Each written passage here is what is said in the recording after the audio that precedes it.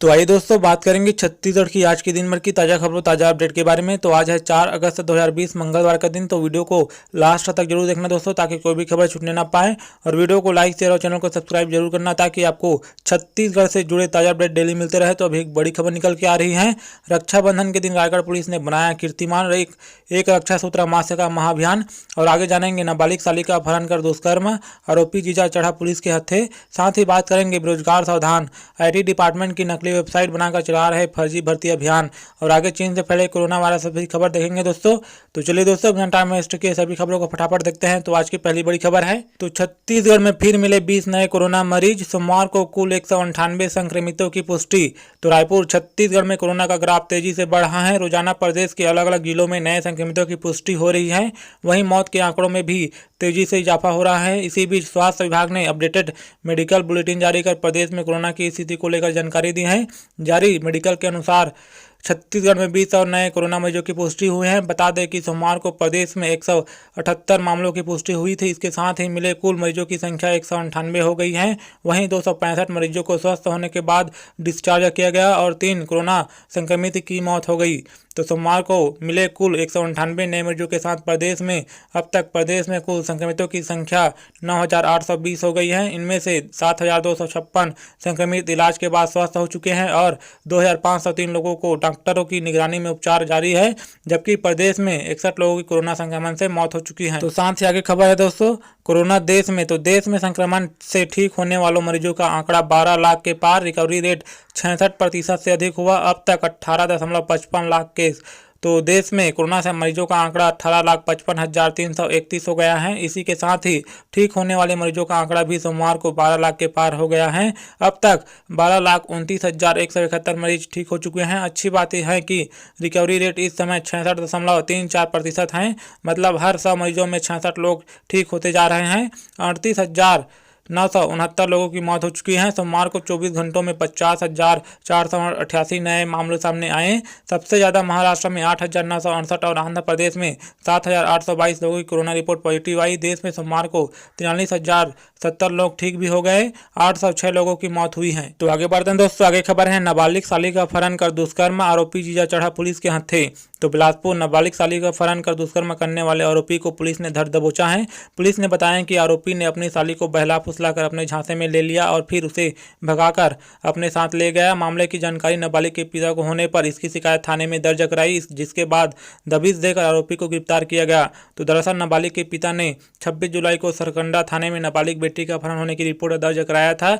उसने बताया कि 25 जुलाई को करीब 2 बजे मोहन ताती पिता श्रवण ताती बहतराई निवासी ने अपहरण कर लिया। आरोपी मूल रूप से आसनसोल पश्चिम बंगाल का रहने वाला है। उसने अपनी साली को बहला फुसलाकर अपहरण कर ले गया। इस शिकायत के बाद आरोपी मोहन के खिलाफ धारा 363 के तहत अपराध दर्ज किया गया। मामले की गंभीरता को देखते हुए तत्काल वरिष्ठ अधिकारियों को अवगत कराया गया, जिस पर SP प्रशांत अग्रवाल ने तत्काल आरोपी की धरपकड़ एवं नाबालिग को बरामद करने के निर्देश दिए। इसके बाद सरकंडा पुलिस द्वारा आरोपी की धरपकड़ एवं नाबालिग पतासाजी शुरू की। इस दौरान नाबालिग को आरोपी के कब्जे से बरामद किया गया। तो इसी बीच अगली बड़ी खबर है दोस्तों, इलाज के लिए जाती महिला को पुलिस ने चेक पोस्ट पर रोका, गांव लौटते वक्त हुई मौत। बीजेपी विधायक दल करेगा मामले की जांच। तो गौरतलब है कि बलरामपुर जिले के वाड्रफनगर ब्लॉक के गैना निवासी रामाधर पनीक की पत्नी बिहानी को बीते रविवार को तेज बुखार हुआ था। परिजन उसे अंबिकापुर ले जा रहे थे। इस दौरान रेवटी चेक पोस्ट पर पुलिस ने परिजनों से पास मांगा तो परिजन ने डॉक्टर की दी पर्ची दिखाई, लेकिन पुलिसकर्मी नहीं माने। इस दौरान लगभग 1 घंटे महिला के परिजन पुलिसकर्मियों के सामने गिड़गिड़ाते रहे। इससे बाद घर लौटते समय गांव से करीब 10 किलोमीटर पहले ही महिला की मौत हो गई। ड्राइवर लाश छोड़कर भाग गया। लाश करीब 1 घंटे सड़क पर पड़ी रही। परिजन किसी तरह ट्रैक्टर टाली से शव घर ले गए। नेता प्रतिपक्ष धर्मलाल कौशिक ने कहा कि यह बेहद ही शर्मनाक घटना है। इलाज के लिए जा रही महिला को बैरियर पर रोका जाना उचित नहीं है। उन्होंने मांग की है कि इस अमानवीय कृत्य करने वाले दोषी पुलिसकर्मियों के खिलाफ आपराधिक प्रकरण दर्ज किए जाएं। उन्होंने कहा कि इस मामले की जितनी निंदा की जाए वह कम है। इस घटना की निष्पक्ष जांच करते हुए दोषियों के खिलाफ तत्काल सख्त कार्रवाई की जानी चाहिए। जांच अवधि के दौरान जिम्मेदार पुलिसकर्मियों को निलंबित भी किया जाना चाहिए।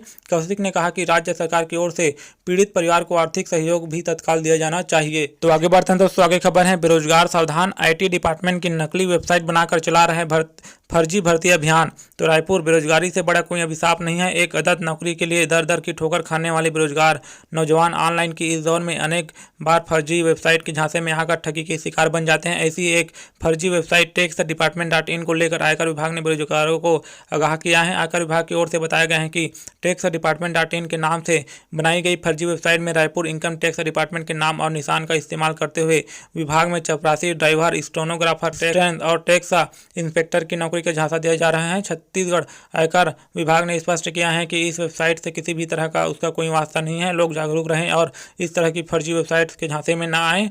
विभाग के अनुसार इस संबंध में रायपुर पुलिस को जानकारी देने के साथ साथ ही आरोपियों के खिलाफ कार्रवाई करने की बात कही है। तो इसी के साथ आगे खबर है दोस्तों, कोरोना से जंग और तैयारी। तो छत्तीसगढ़ में 25,000 बेड की होगी व्यवस्था। 31 तक लॉकडाउन की खबरों को सरकार ने बताया अफवाह।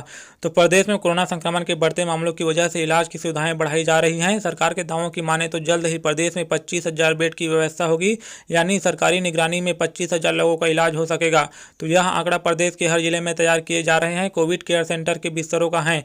तो स्वास्थ्य मंत्री टी.एस. सिंहदेव ने बताया कि सिर्फ रायपुर में ही 6,000 से अधिक बेड्स की व्यवस्था कर रहे हैं। रायपुर एम्स और मेडिकल कॉलेज में मौजूद बेड्स के अलावा 5,000 और बेड्स लगाए जाने का काम जल्द ही पूरा कर लिया जाएगा।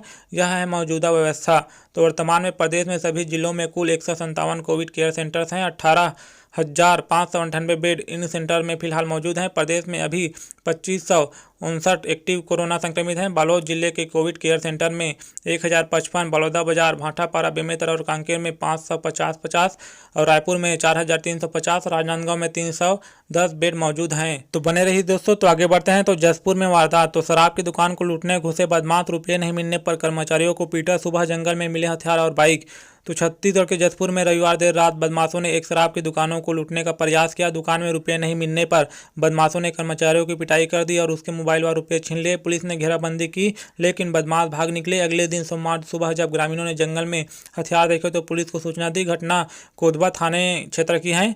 तो बाग बहार रोड पर शराब की दुकान है। इसी दुकान में रविवार रात हथियार बंद 4 बदमाशों ने धावा बोल दिया। दुकान संचालक को धमकी देते हुए अलमारी की चाबी ले ली, लेकिन उसमें से कुछ नहीं मिला। शराब बिक्री की राशि को पहले ही कोतबा चौकी में जमा करा दिया गया था। इससे भड़के लुटेरों ने कर्मचारियों की पिटाई कर दी और उनके मोबाइल व रुपये छीनकर भाग निकले। तो साथ ही आगे खबर है दोस्तों, रक्षाबंधन के दिन रायगढ़ पुलिस ने बनाया कीर्तिमान। एक रक्षा सूत्र मास्क का महाअभियान के तहत बांटा 12.37 लाख फेस मास्क।